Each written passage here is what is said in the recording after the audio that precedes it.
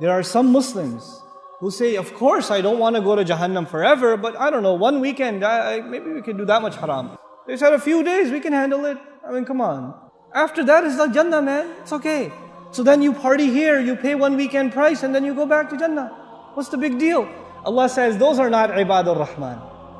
Ibadur Rahman are the people, the special people to Allah, are the people who say, Ya Allah, I don't want to see Jahannam, not for a day, not for 2 days, not for a minute, not for a second. I don't want anything to do with Jahannam. Bismillahirrahmanirrahim.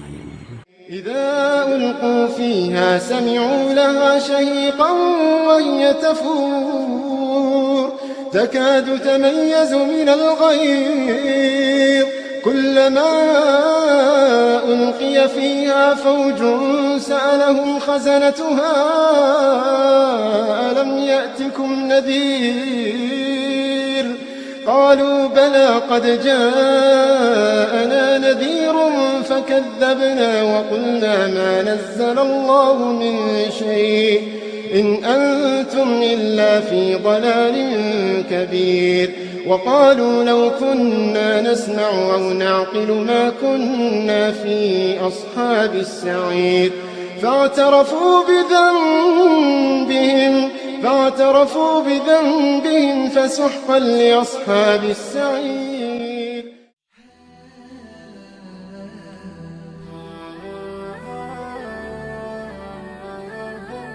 I know it'll take a long time for me to explain this, but I want to take a minute or 5 minutes at least to explain this to you.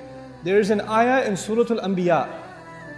There's one ayah in Surah Al-Anbiya that describes the least punishment in Jahannam.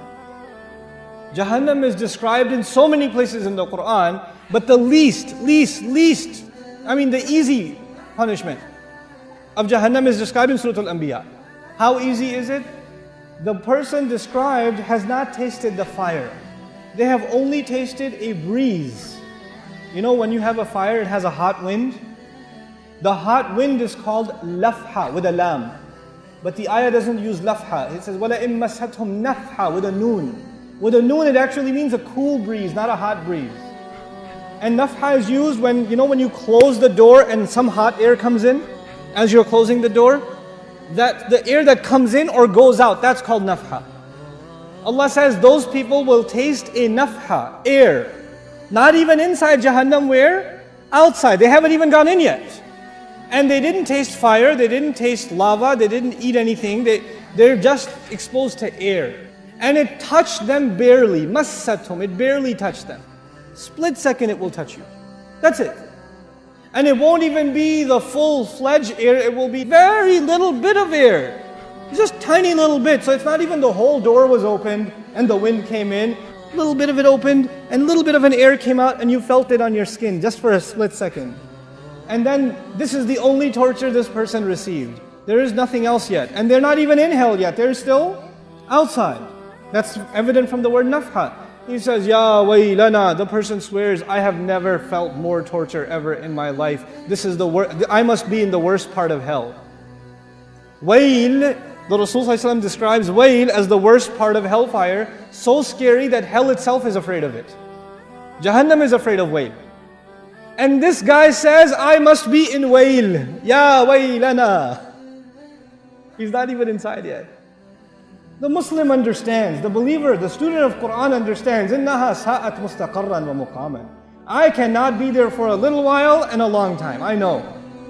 I should not have the mentality of Bani Israel who said, لَن تَمَسَّنَا النَّارِ إِلَّا أَيَّامًا مَعْدُودَاتٍ. Just a few days, we can handle it. You know, I've had long, hard, hot road trips outside with no air conditioning. I'm tough. No. إِنَّهَا سَاءَتْ مُسْتَقَرًّا وَمُقَامًا. This is a category by itself. These people are special to Allah. The only thing they ask Allah is, Ya Allah, I don't want Jahannam. I don't want Jahannam. Never, at all.